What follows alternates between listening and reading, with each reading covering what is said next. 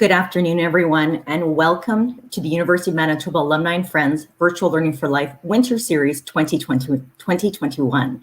My name is Tracy Bowman. I'm the Director of Alumni Relations here at the University of Manitoba and a proud UM alumna, and I'm also today's moderator. Thank you for joining us and making this part of your day. This is our third series of Virtual Learning for Life that we've been offering since the start of the global pandemic. And I've been excited with each and every one of them, but this series I'm particularly excited about because we are focusing on our wonderful, amazing UM alumni.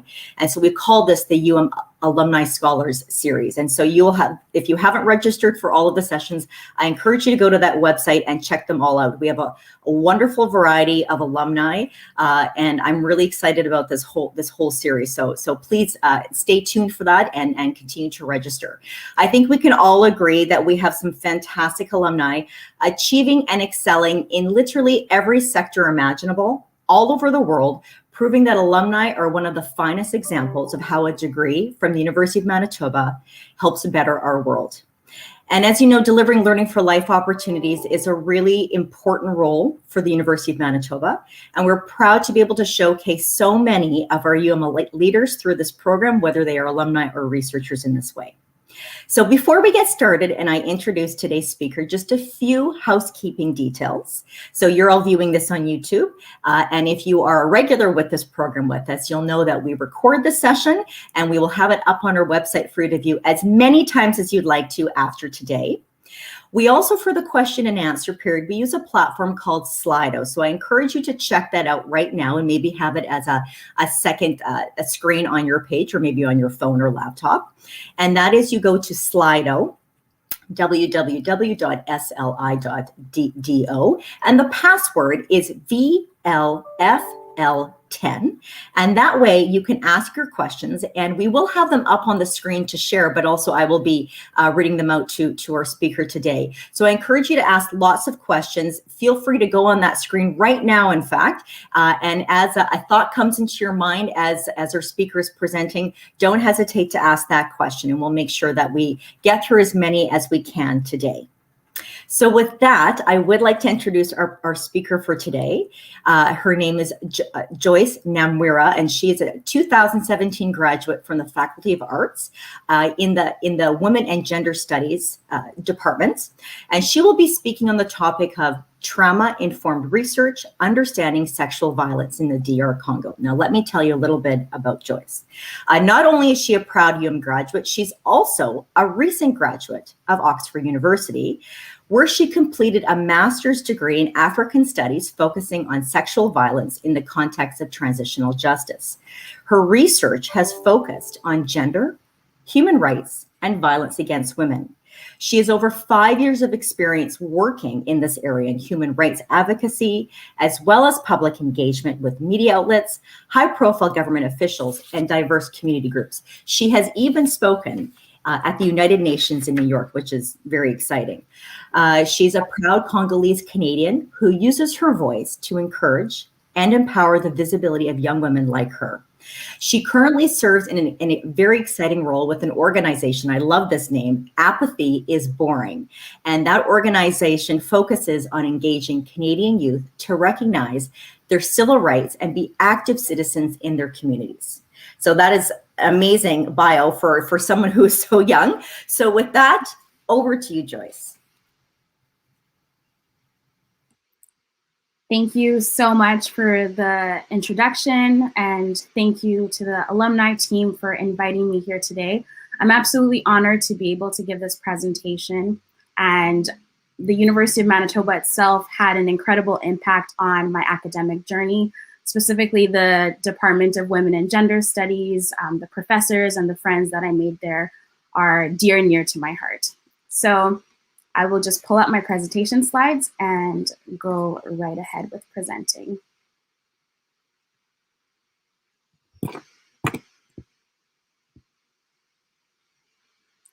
So today I'll be talking about trauma-informed research, understanding sexual violence in the Democratic Republic of Congo.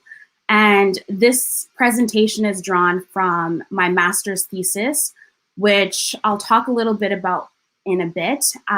But basically, I did field work in the Congo for 3 weeks, studied and talked with different survivors of sexual violence, and got a better understanding of trauma, how they describe and identify feelings of pain after mass violence and conflict.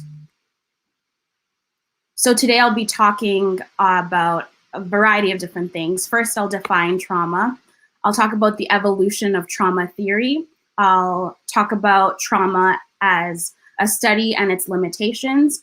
And then I'll talk about my master's thesis, which is called Ninakumbuka, Memory and Trauma in the Aftermaths of Sexual Violence in Eastern Congo. I'll do a little bit of a background, talk about my methodology, talk about my research findings, and then I'll unpack some of the challenges that I experienced as a researcher, and I'll conclude, and then we'll have an opening time for questions.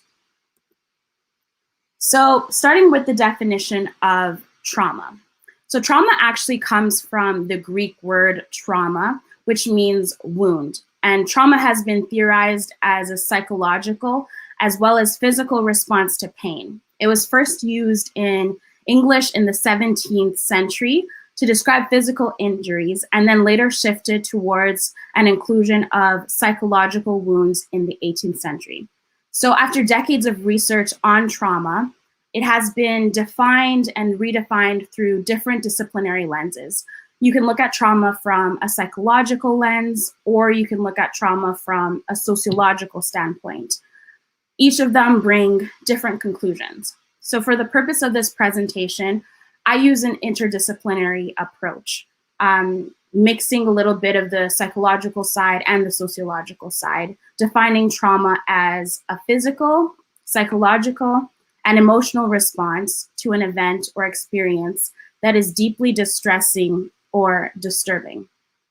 Trauma studies analyzes the psychological and social factors that influence an individual's understanding of a traumatic experience. Not only do we study how they understand their experience, but we also look at an event or an experience in terms of the language that they use to describe it, whether that is verbal or nonverbal. So to better understand trauma as a body of knowledge, we have to look at the evolution of trauma theory. And when you look at the history of trauma theory, the literature that has been written about it, you'll notice that there has been an important shift in its epistemology. So in the 1860s, you see clinicians begin to notice that victims of railway accidents have reactions that go beyond their physical injuries. And then in the 1880s, doctors begin psychological examinations of their patients. And these patients were primarily women who exhibited quote unquote odd behavior. So their gender was described as a causing factor of their hysteria. And this is where we begin to see the early work of psychoanalysis by Charcot, Brewer, and Freud. And then First World War happens, and trauma studies begins to be reemerge because we see soldiers coming back from the war after having experiencing traumatic events on the battlefield. So one doctor, specifically W.H.R. Rivers, he's credited for encouraging his patients to write and talk about their personal stories. This leads scholars to further question how language is a powerful tool in the articulation of trauma. And then we see that some people actually date and place the beginnings of trauma studies in the United States in the 1980s, when the American Psychological Association adopted trauma under the diagnosis of post-traumatic stress disorder. And this is largely credited to the works of a campaign by Vietnam veterans. And then in the 1990s, scholars begin to unpack the cultural effects of trauma. Here we start to look at the effects of trauma on a collective group of people. Theodor Adorno, for example, who was a German Jewish philosopher, he studies the collective impact of the Holocaust. And then we see other scholars emerging with looking at the collective impacts of slavery and racial trauma. So that's kind of the evolution of trauma and how some of the debates came to be the way that they are. Now, as anything else, it's important to note that trauma as a concept has its limitations. One of the first main ones is the idea of power and coloniality. So trauma as a concept carries historical as well as political legacies that shouldn't be dismissed when we use it as a modern concept. The early developments of trauma theory had a predominantly Eurocentric influence that affected its creation. So the work of post-colonial theorists and African scholars such as Gagne, Honwana, and Errante, they present worthy critiques of the trauma paradigm as a neo-colonial framework that dismisses local cosmologies, local ideas, as well as experiences of suffering and healing. So trauma, by definition, is defined as a physical and psychological experience. But what I noticed in my research is that participants also talked about the spiritual effects of trauma, either feeling disconnected from God or finding strength in spiritual practices. Another limitation is the fact that language and culture play a big role in the academic understanding of trauma. Post-war and post-colonial global environments have shifted the debates of trauma studies to question if trauma is a theory that is culturally transferable. So if you can apply trauma as a theory from one culture to another, or if it's an appropriate framework to understand local experience of pain and not in non-Western countries. So one example of that is that the English language carries some concepts and terminologies that aren't culturally transferable in the experience of pain. One of the biggest challenges that I faced in my research was that I did so much work understanding the theoretical framework of trauma and putting together a convincing literature review, only to find out that the word trauma doesn't actually exist in Swahili, which was the primary language of participants in my research. The central pillar of my research, trauma, couldn't even be translated to the participants in my research. And that caused a big problem because the language had a gap. The third limitation is that trauma as a theory operates within an assumption that affected individuals are passive victims. So passive victimhood basically assumes that individuals are merely victims of their circumstance in conflict environments, which dismisses the roles that they play as active agents who negotiate the everyday politics of their survival. Likewise, the participants in my studies had each experienced violent incidents of rape. However, not all of them identified as victims. They told their story as one story within a multitude of different things that they had to go through to survive. And they were actively participating in different mechanisms to rebuild their lives after experiencing traumatic events. So now moving on to my thesis. My thesis was called Ninakumbuka, Memory and Trauma in the Aftermaths of Sexual Violence in Eastern Congo. And I chose the word Ninakumbuka because it's a Swahili word that means I remember. So it's kind of like a play on the fact that there were sociolinguistic gaps within this study. I had the idea of trauma going into the study, but once I arrived on the field, I realized that it wasn't a concept that could be translated to participants in a way that they understood.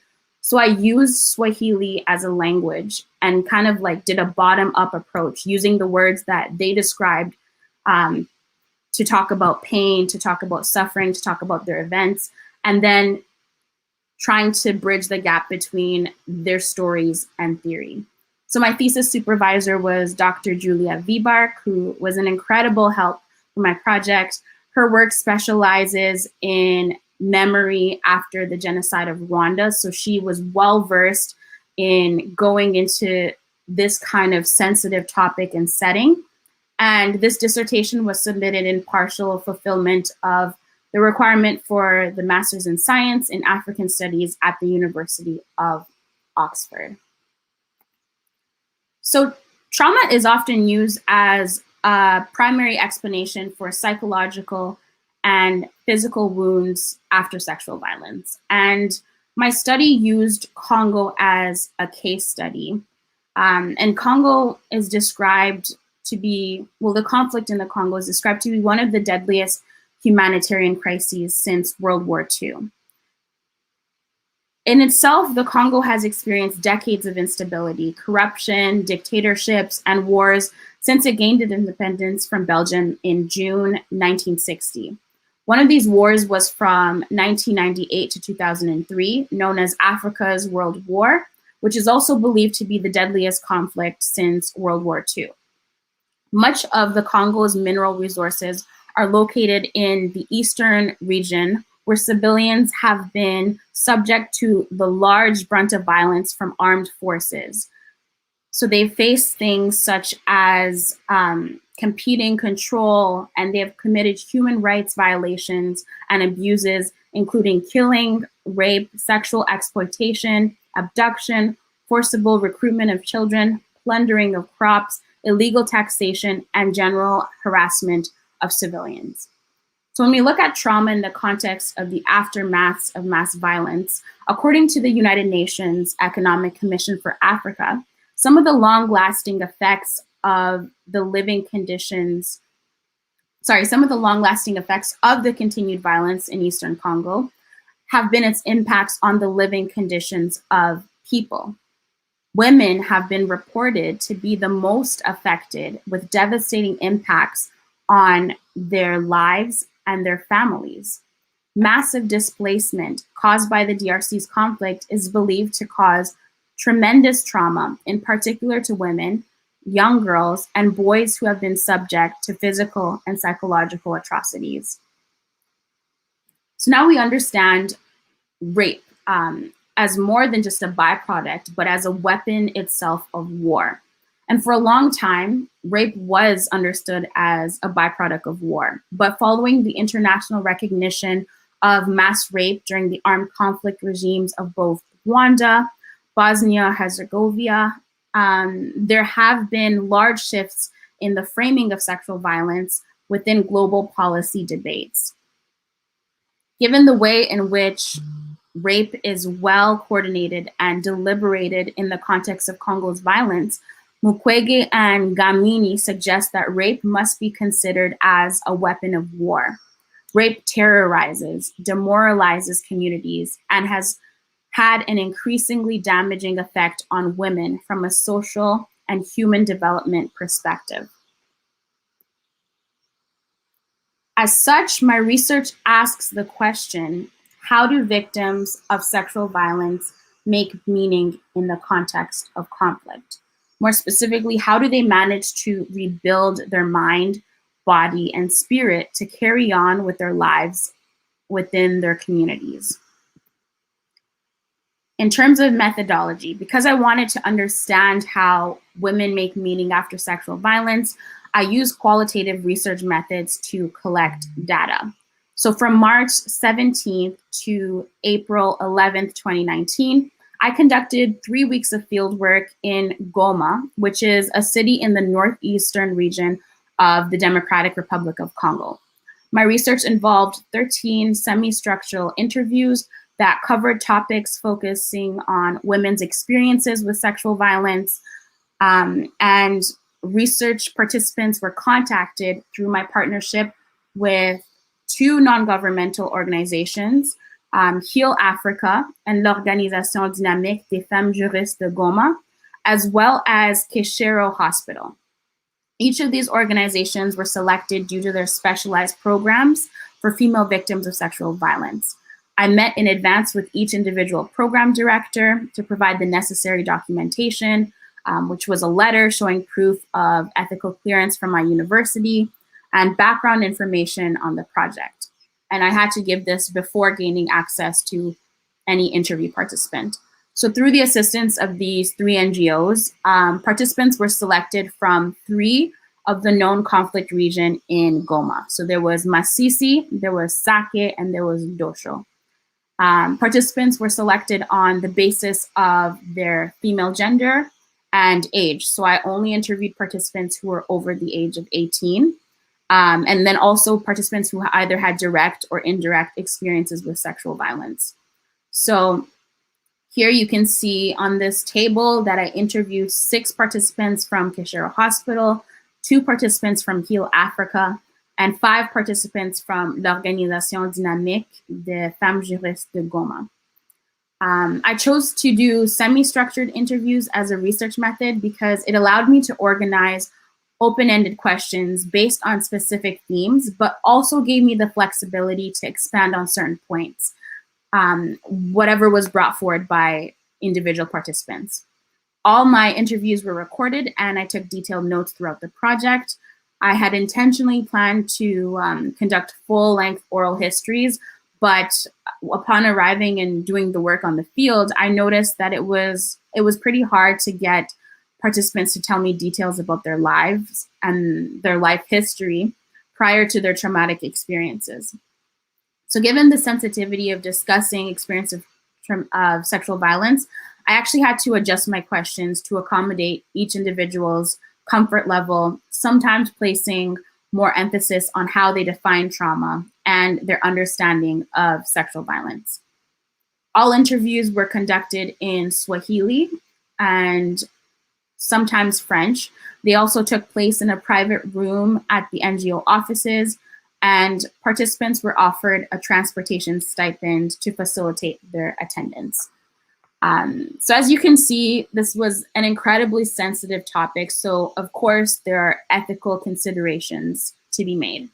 So most of the ethical issues concern the fact that I was doing research with vulnerable populations. And according to Silva, a vulnerable person is an individual who experiences limited autonomy due to physical, psychological, and I will also add social factors. So this looks at population groups who are socially, economically, educationally disadvantaged, susceptible to coercion, and have been approached with caution when involved, and have to be approached with caution when involved in research. So as I was interviewing female survivors of sexual violence, I had to conduct the interviews with a sensitive approach and a trauma-informed practice. In accordance with CUREC procedures, I obtained oral consent from each participant before starting the interviews. I also provided trigger warnings, outlined the participants that they didn't need to answer questions that they didn't feel comfortable answering. And I told them that they could also withdraw their consent up until April 30th, which was 2 months before I had to submit my thesis. When I would notice that a participant appeared to be uncomfortable during the interview, I would offer to take a break, and I was also prepared to stop the interview if needed. Because the interviews were conducted at the 3 NGO offices, there was always a psychologist in close proximity who was available to help if a participant experienced distress.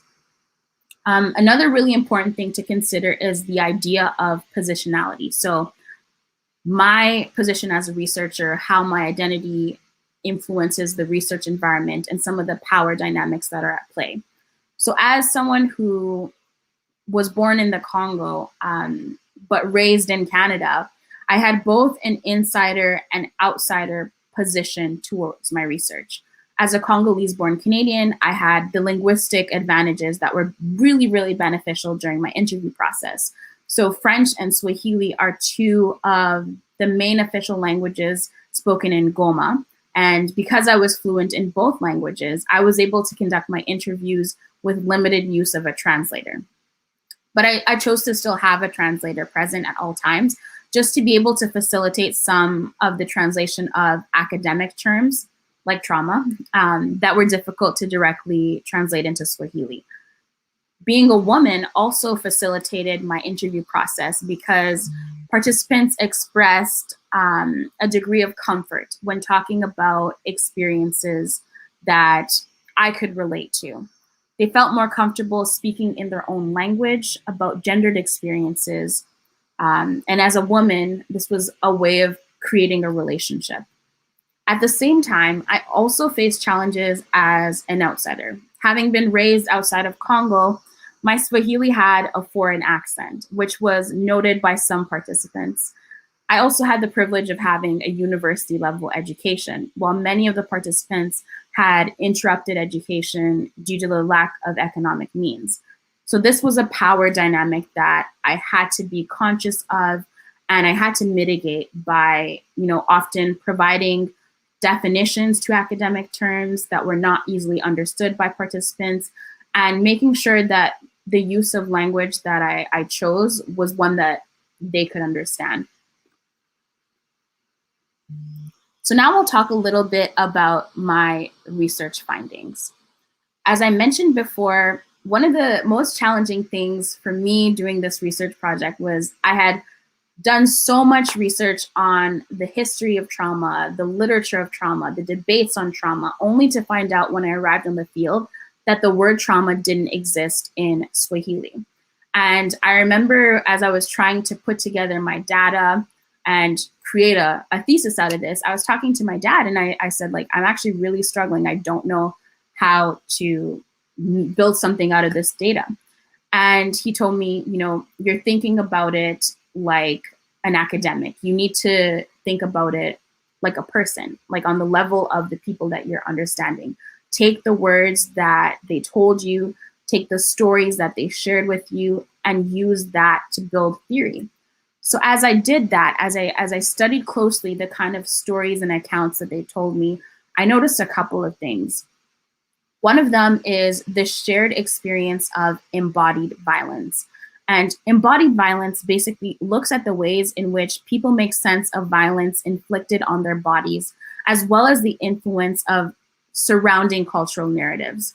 In situations of violent conflict, the condition of war has greatly affected women and girls and disproportionately exacerbating their vulnerability and making them subjects to the gaze of national as well as international frameworks of sexual violence.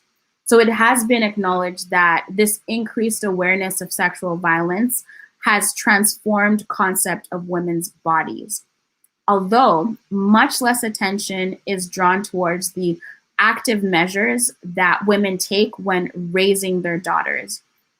So things such as knowledge that is transmitted between women from one generation to another. So as I was questioning women about their history, about their knowledge on sexual violence, I noticed that it's still a topic that's really taboo. However, in the stories that they told me, I realized that, women have been taking preventative measures to protect themselves and their daughters from sexual violence, whether it was direct or indirect, they were still doing it. So one quote that I have here from one woman, she talked about how we often went to fetch water as a group of women. I never questioned why we needed to go together. I just did as I was told. I usually went with one of my sisters, but if no one was available, then I would go with a girl who lived in the house beside ours. I don't remember ever going alone or being at the river by myself because my mom always told me to go with other women. So this might just seem like a common habitual practice, but when you look at the way that trauma impacts the body, it impacts your habitual practices. So the idea behind what she's saying is that there was an understanding in our community told by her mom that going to fetch water alone wasn't safe. So they began a habitual practice of going in a group of women. So she would go with other women or she would go with her neighbor, but she was always advised never to go alone. And this is because of the context of sexual violence that is widespread in their area. Another thing that you can note from the same point is women were raised with a degree of precarity. So one person noticed that her mom told her that since the age of 13, my mom told me to take good care of my body and watch out not to get pregnant. And then when I asked her, how do you take care of your body? She answered, I stay away from men, and I avoid being in certain areas alone, especially at night. So this goes on to explain more about the idea of mothers, aunts, grandmothers, creating habitual practices and transferring knowledge indirectly to protect their daughters from cases of sexual violence and rape. So it's interesting because there's this discussion and practice of protection of bodies on the women's side of things from mothers, aunts, and elders. But when I asked whether the same kind of thing was done for men, most participants replied that they were either unsure or they never heard of such a case. So in this context, you can infer that there's a gendered transmission of knowledge about women's bodies. And this creates a habitual structure that continues to maintain an onus on women to take care of their bodies, on women to be careful, and on women to be precarious, while dismissing the responsibility of men to be equally precarious as victims and perpetrators of sexual violence. Another thing that I noticed is the idea of embodied memory. So the body has an intrinsic capacity to remember the experience of pain. And because many victims of sexual violence had their bodies violated, their traumatic memories are lived first and foremost through the body. So embodied memories cannot easily be expressed through speech, but they provide an important perspective about how the conditions of war change the patterns of behavior in the everyday lives of women. In some cases, silence plays a powerful role in portraying or dismissing the severity of the pain that the mind fears to articulate. So while I was reviewing some of the interview transcripts, it was apparent to me that the body had, and the way that women saw their bodies, had an effect on how each woman conceptualized their bodies after rape. So as I mentioned before, like the onus was on women to take care of their body, to be careful when they go out to fetch water, if they're out at night, to not be alone. This idea of social scrutiny also affected how they were perceived when a traumatic event of rape happened. So not only did incidents of rape create bodily ruptures, it also negatively impacted their personal and cultural understandings of their bodies.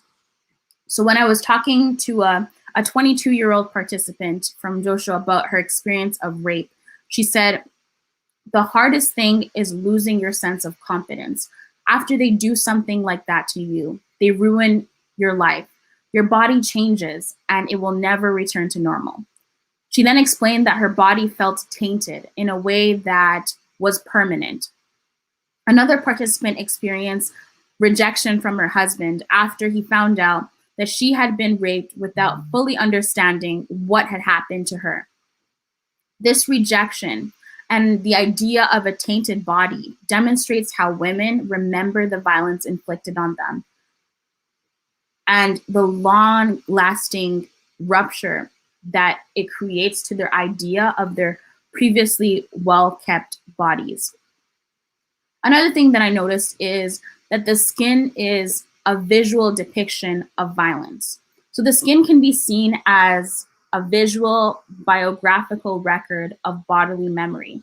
So the presence of bruises and scars carry both physical as well as psychological memories of injuries. So one participant in particular stood out for me because she had a large scar on the corner of her face, the top left side.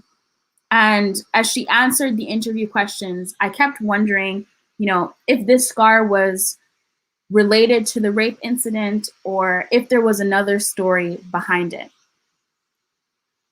At 42 years of age, she was a mother of 9 children who she financially supported on her own by selling food at the local market.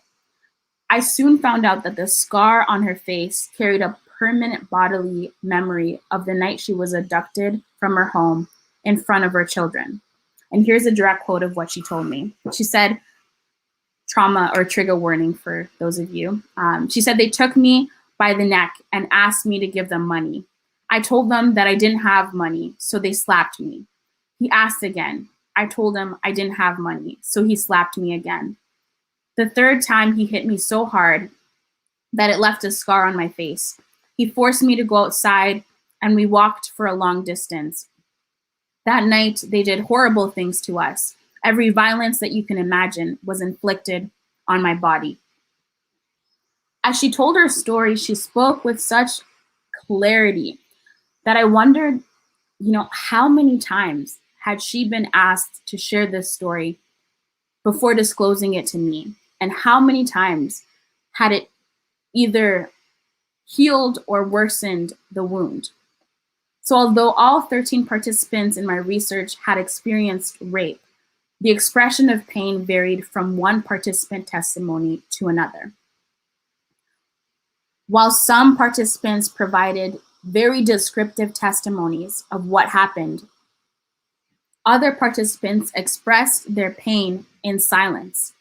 And silence in itself speaks volumes about the difficulty of expressing embodied memories. When asked about how her husband had reacted to her situation, one participant broke down in tears and she remained silent for a couple of minutes. She was 56 years old, a woman from Saki who had survived a series of displacements due to the war in 1996, as well as the war in 2003. She had learned to adapt to the ongoing conflict by finding various ways to provide for her husband and 13 children. So when she finally spoke, she explained for the first time in what seemed to be years, details about what happened to her. And she said, I was home with my husband when 2 soldiers came into our house. My husband tried to protect me and they slapped him. Out of fear, he ran away and left me in the house with the soldier. That's when one of the soldiers raped me. By the time my husband came back, the soldier was gone. So even though she didn't remember the specific details, she didn't remember the year that the rape had occurred, the environment, the clothing, she expressed that her biggest fear was that her husband would either reject her or live with the guilt that he wasn't able to protect her. And this incident still clearly appeared to affect her, even though she tries her best to be strong for her children. She was the one who was silent and was crying, and she broke her silence to answer my question. But she told me that she generally does not talk about this issue. Her silence seems to maintain the relationship with her husband and provide her with a sense of strength, although she continues to personally suffer from the memory. As such, the tears demonstrate how the body continues to remember what the mind forgets. So those were 2 of my main findings from my research. I had another chapter, but looking at the time, I'm going to talk a little bit about the challenges that I experienced as a researcher. One of the first challenges that I experienced as a researcher was vicarious trauma. So after hearing traumatic accounts from participants, their stories haunted me well beyond the interview settings. There were nights when I wasn't able to sleep. I would spend almost 2 weeks where I wasn't able to write anything related to my thesis because I was so deeply impacted by these interviews. Obviously, I just shared a couple of quotes, but there are no words to express the pain that I saw in the women that I interviewed. 13 women with 13 different stories, and their lives have been shifted in ways that are permanent. We don't always talk about the emotional aspect of social science research, but this project really made me recognize how much research can impact an individual. I felt drained. I felt hopeless. I felt really, really frustrated. And one of the most important things about this is not only did it impact me as a researcher, but also the fact that I was going in and questioning women who had experienced trauma also impacted them as survivors. And the idea of re-traumatizing people for the purpose of my research was something that I really, really struggled with, which I talk about in my second point, the moral dilemma of studying this kind of topic in a setting like Congo, in a country like Africa. As a Congolese researcher, I felt a sense of responsibility to accurately represent the stories of each woman that I interviewed. Research on the African continent has a long history of wrong ethical practices and theories that have come from outside of the continent instead of by the people themselves. So for me, this was more than just a research project. This was my country. This was my history. This was my story. And I saw a piece of myself in every woman that I interviewed. So I really, really felt like I needed to make sure that I told these stories right. So in comparison to some of my classmates, some of my non-African classmates, they were able to easily distance themselves from their research. But for me, I felt personally and emotionally invested to do this project right. And I think in the end, I think I did a really good job. I'm very proud of the outcome of this thesis. I'm really grateful for the experience that I had being able to interview people. I'm also very grateful for the support that I had around me. When I went to the Congo, that was actually my first time going back to the country since I moved from there with my family at the age of 2 years old. So you can only imagine the kind of, feelings that I had. I was excited. I was overwhelmed with emotions. I was able to see some of my family members for the first time. I saw where my grandfather was buried. So the trip in itself was incredible. And I was able to share that with my mom and sister, who were really good pillars of support while I was there. And then when I came back to Oxford, and I was kind of struggling to write and create a project out of the data that was traumatizing in itself, I had a lot of support from my dad and my thesis supervisor, who both have experience in this area of research. So in conclusion, instead of looking at trauma as a universal concept, I think that it can be best understood through local experiences of pain and suffering as a wound to the spirit, in addition to the body and mind. My thesis opens up to larger discussions within transitional justice research about the role in which individuals are affected by violent conflict and which mechanisms are useful in their process to rebuild their lives following traumatic events. By critiquing the trauma paradigm, I can better understand local experiences of mass violence from the stories of people themselves, the way that they describe their pain, the way that they describe their stories, and then using a bottom-up approach to connect that to theory. And that concludes my presentation for today. I want to thank you all for giving me this opportunity. Thank you for listening. I really look forward to the questions and discussion that is going to take place right now. And yeah, thank you. Thank you so much, Joyce. The questions are rolling in, and so I'll start post them through Slido. I've written a whole slew of questions myself. I want to say thank you not only for your presentation, but for your vulnerability and sharing with us, because that was my first point. Was before you went down that avenue about the challenges, I was writing down what is the personal toll of conducting research of this nature and of hearing of these stories that you can't even imagine the horror that these women experience, whether once or multiple times, and what that does to them going forward and their families and whatnot. So thank you for sharing that. That must have been very difficult for you. And then also mixed with, your return to the Congo. You hadn't been there since you were 2, and what that does for you in terms of your family, just your connections with your family and whatnot. So thank you for that. So I'm going to ask a question first before I go to what's on the screen. And that is, and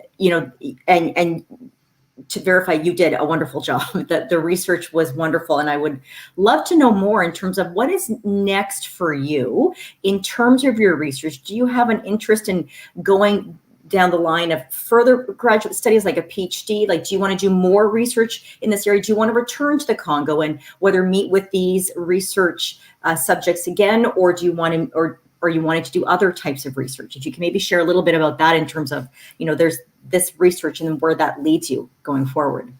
Yeah. So as a proud Congolese, a piece of my heart will always be in the Congo. And I think no matter where I end up, academically or professionally, I know that I'll always be involved in one capacity or another in the work that's being done there. So I was very much interested in the topic of sexual violence from an academic perspective, because you don't see a lot of Congolese representation in the scholarly work of theorists. So I thought that would be an area that I could really contribute in. And my goal is, so my parents really encouraged me to do a PhD. I'm considering going to law school. So I think I'm still very open to the possibilities of further studies. You're always learning. That's wonderful. Something that we can all share here on this call together. So the questions keep coming in. I'm having a hard time keeping up. Chris, if you wanted to, perfect. I was just going to say, can you start putting up some of the questions?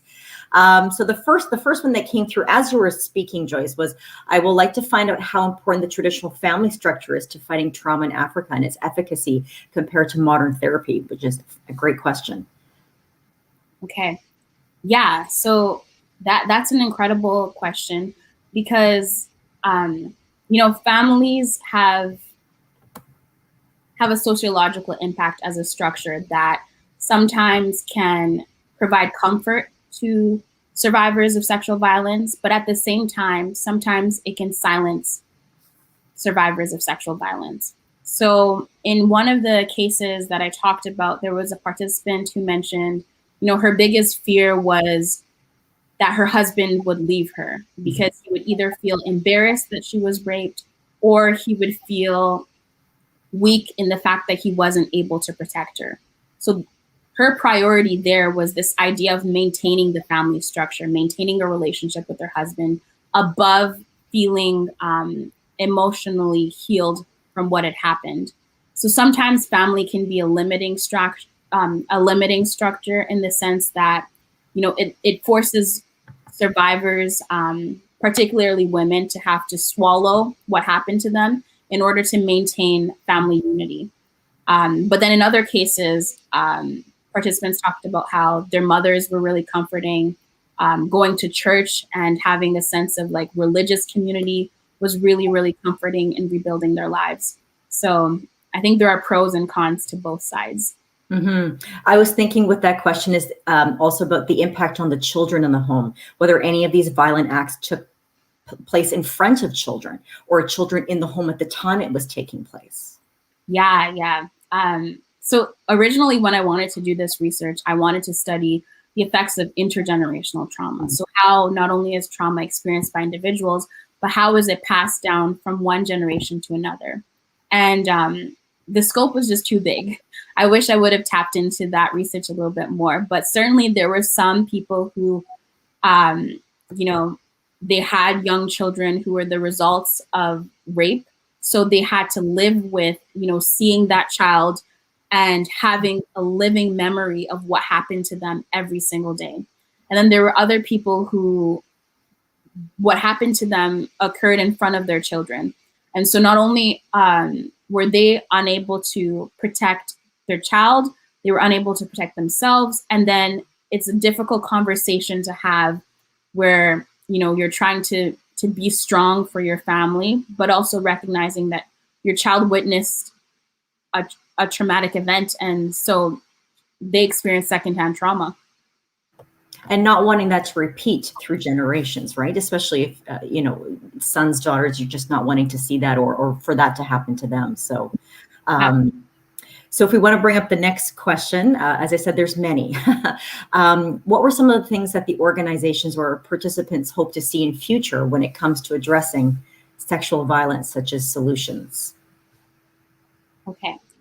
So I think one of the key important things that organizations are doing on the ground is providing survivors with resources and support that are culturally specific in the language that they speak. So we understand trauma and sexual violence as like a large body of work, a big umbrella theory. But when you actually go on the grounds, the big majority of work is being done by, psychologists, by volunteers, by family and friends of survivors. So in the 3 locations that I visited, there were different programs. Some focused on, empowerment. So rebuilding confidence in women, making them understand that what happened to them was unfortunate, but it does not define their future moving forward. And then there were other programs that offered women, work opportunities. So they could sew clothing and then sell it as a way to make income. So that would allow them to rebuild their lives and be economically self-sufficient for their families.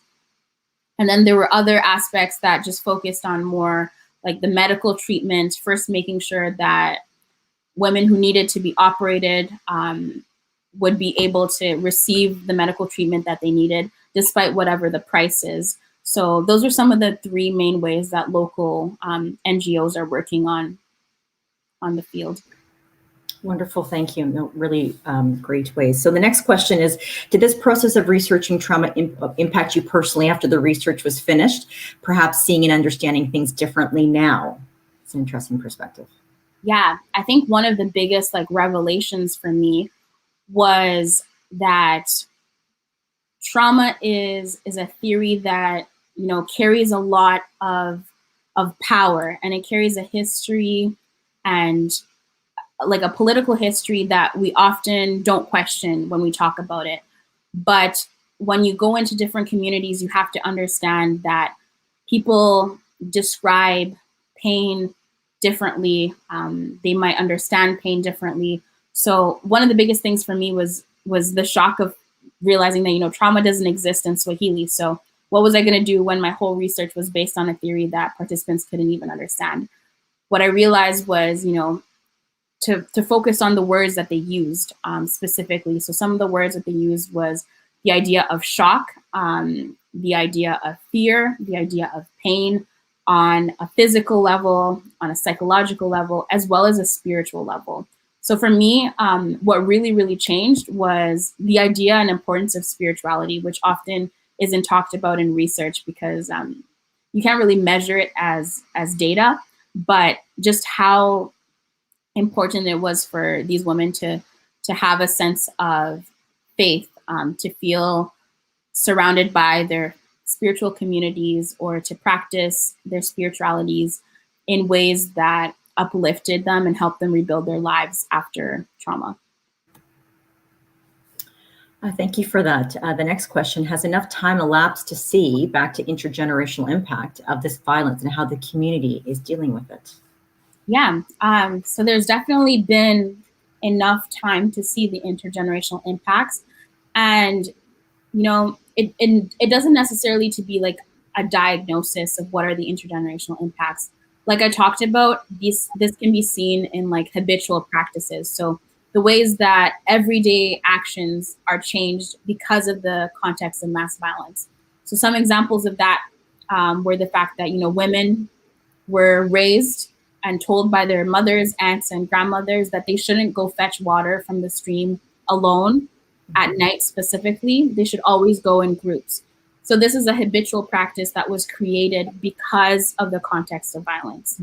The other thing was the idea that women, were told to protect their bodies. So there wasn't any kind of sexual health or education, but they were told that, you need to protect your bodies. And what that means is just like, be careful when you spend time around men. So those are some of the habitual practices. Mm-hmm. Okay, thank you. So on the theme of, what's next for you, do you see yourself continuing this topic through future writing endeavors? Yeah, so I think that this master's thesis was probably one of the most challenging academic pieces that I've done. For me, as someone who is a community organizer, and I really love to do public speaking, and I'm a storyteller at heart, I think where my strength is kind of bridging the gap between academia and grassroots work. So for me, my dream wouldn't just be to, write a thesis and get a master's degree from Oxford. I want this to actually contribute to the lives of the women that I interviewed.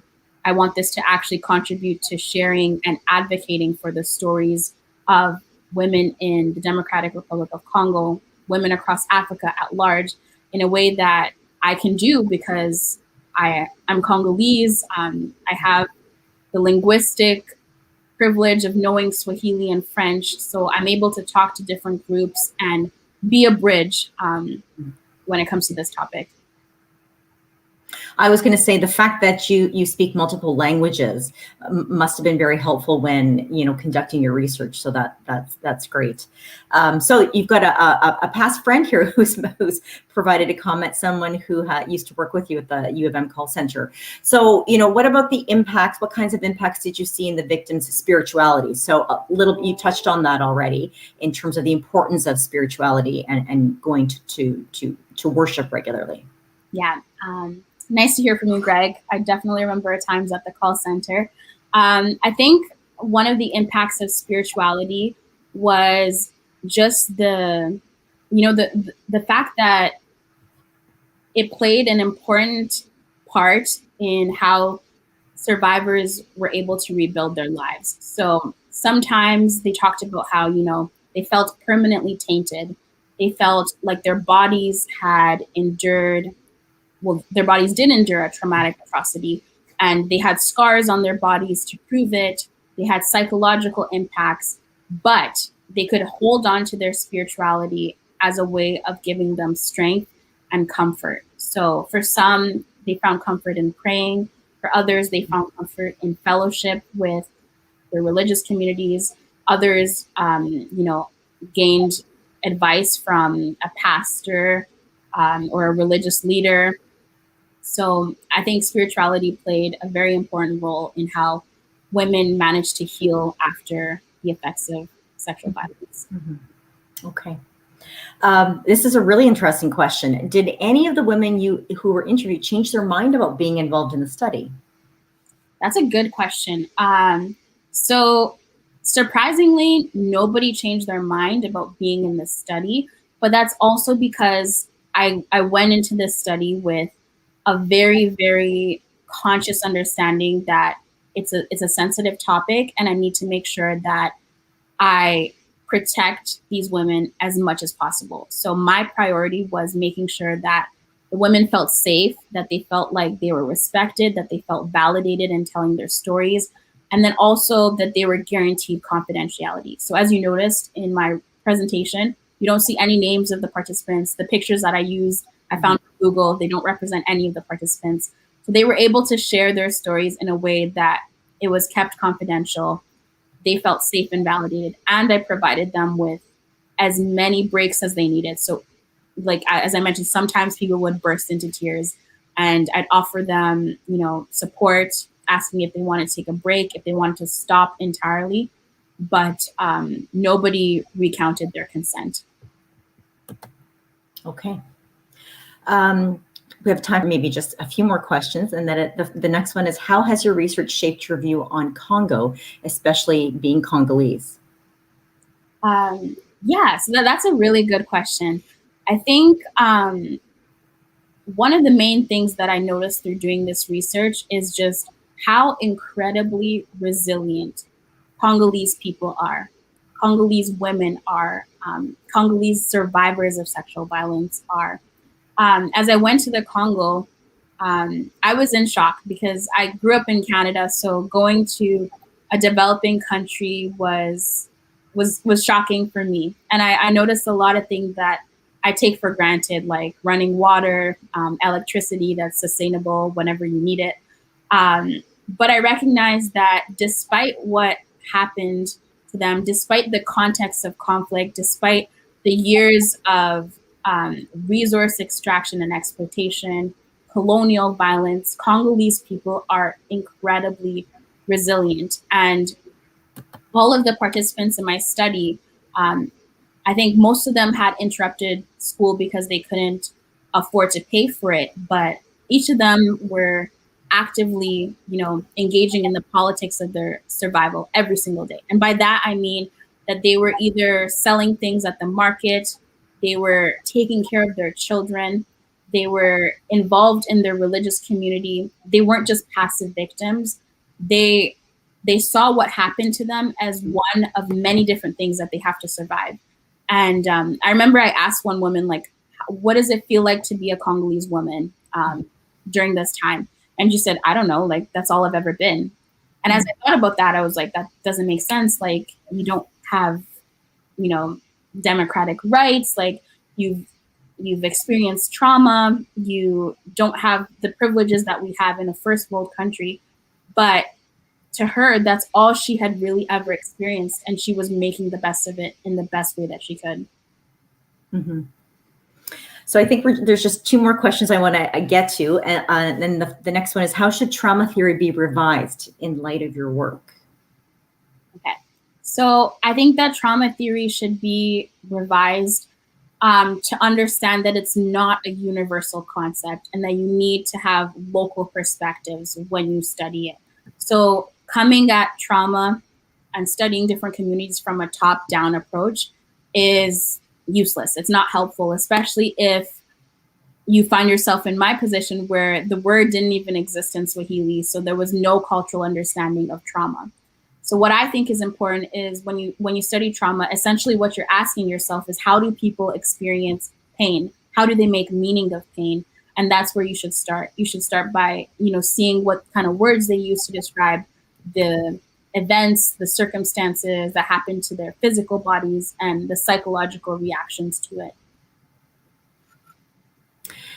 And this is the question that we'll end with. And we do have some other questions, and maybe I can forward those to you. There were some questions on research from the male's perspective, the husband's perspective. But I think this is a nice question to end on, which is an undergraduate student who's conducting some research on sexual assault herself. And do you have any advice for students who are conducting research? Yeah, I think the most important thing for you to do is make sure that you have a support system in place and emergency mechanisms for you to cope when research gets hard. I took a vicarious trauma workshop before going on field. And, I assisted it. I listened to the tips and I was like, I'm strong, like, it's not going to affect me. But when I actually started engaging with the material, it hits you in a way that you can't describe. And you slowly start to see the effects of vicarious trauma. So sleeplessness, loss of appetite, feeling drained, not wanting to socialize or interact with people. For me, I was lucky because my mom and sister were with me when this was happening, so they were incredible support for me. But I would definitely encourage you to make sure that you have a community in place. Make sure that you, if you need to see a therapist or a counselor, make sure that you set up those mechanisms for when things get hard, because I assure you that they might. Very good advice. Thank you for that, Joyce. And I think I speak on behalf of everybody. Thank you for that really incredible and very impactful presentation. We all learned a lot about the Congo and your research. So thank you very much. And keep going, keep doing more of what you're doing because you're brilliant and you're a wonderful representation of alumni from the University of Manitoba. So, and thank you to everybody for participating with us over the last hour. We appreciate you taking the time. Like usual, we will be sending you a link to today's session if you'd like to see it again or share it with other friends, fellow alumni. And we'll also be following up with the survey so you can share your thoughts and feedback. I really encourage you to respond to that survey as it's the only way that we can improve. So we will see you hopefully all next week when our speaker will be Dr. Bob Christmas. He's also a staff sergeant, and he will be speaking on the topic of interrupting sex trafficking and pracademics with Bob Christmas, PhD. So thank you very much, everybody. Have a wonderful day, and we will see you next week.